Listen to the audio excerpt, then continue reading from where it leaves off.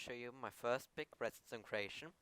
It's a so-called FPU that is short for floating point unit.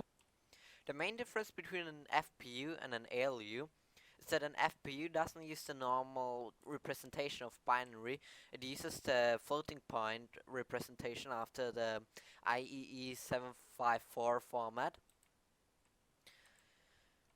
The advantage of floating point is that the maximum number is way higher, and so is the minimum. It uses real numbers instead of integer numbers. And the only problem with floating point really is that it only got a precision of 7 to 8 decimal digits. That makes it a good compromise between range and precision compared to the normal representation of binary. For example, in this case, we've got a 32-bit or single precision floating point. The maximum number in this case is 3.402823 and so on, e plus 38, compared to the maximum number of the non-representation of 32-bit, which is 4,294,967,295.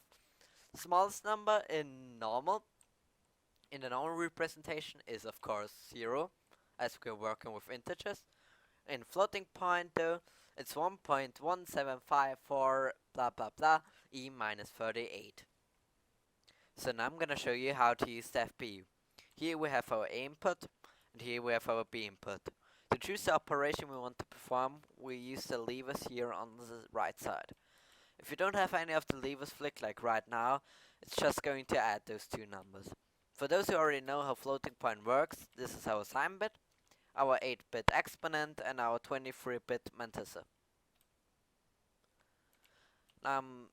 As a quick example, you can that is 2 plus 2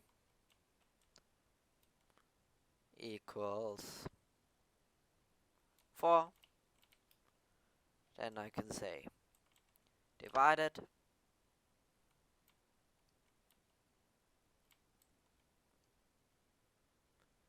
that will equal 1, of course.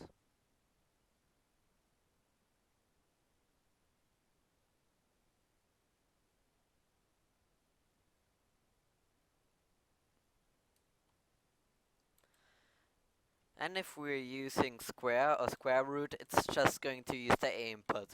You can enter stuff in the B input, but it just will ignore it. So yeah, there are some weird things with the FPU that you have to watch out for. For example, it's really big, of course, so you might experience a lot of tick lag. There's a handy trick: you can check your tick lag, just press Shift plus F3. On the bottom right, you can see how much tick lag affects you. You'll also be able to see that lamps go on way later, even if the redstone in front here is on. And yeah, you might find any bugs. If you do, please tell me in the comments. But I've been working hard trying to fix all of them I could find. It should also support the exceptions like infinity and not available number. But yeah. So let's go on with the video and show you a really quick and good example on a good way to use the FPU. Just a quick note, for those who don't know how floating point works, I found a handy dandy website where you can easily convert decimal numbers into floating point numbers and floating point numbers back into decimal numbers. I'll link it in the description. We've got a circular cable with a diameter of 2 centimeters with a current of 100 ampere going through it. We want to calculate the ampere per millimeter. First, we have to calculate the area. That is pi times d squared divided by 4. Then we have to divide the current by the area. So let's roll the time lapse.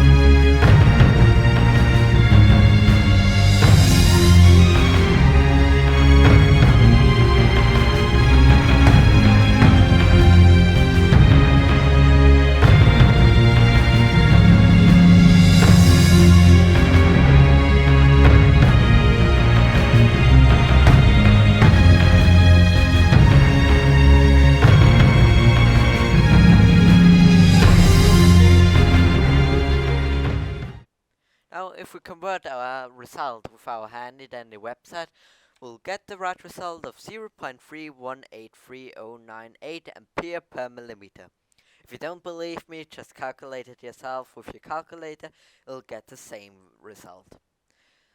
I think that kind of proves how powerful the FPU really is to everything else compared that was built in Minecraft before. If you look into the background right now, it's calculating the square root of 2, which also gives us the result of 1.414235.